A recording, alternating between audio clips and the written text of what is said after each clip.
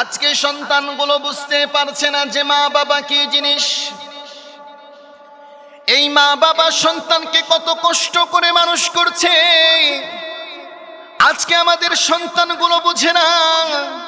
আজকে আমাদের মা বাবাগুলো নিজে না খেয়ে সারাটা দিন না খেয়ে সন্তানের মুখে খাবার তুলে দিচ্ছে।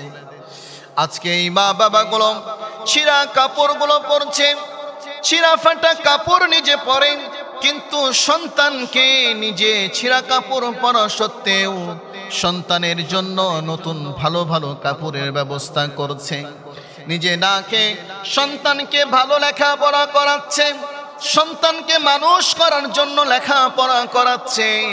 আজকে আর এই সন্তানগুলো যখন বড় হয়ে উঠছে, স্বাবলম্বী হয়ে উঠছে, আজকে এই সন্তানগুলো মা বাবার বিরুদ্ধে গিয়ে আদালতে মামলা করছে। বলে নাউজুবিল্লাহ।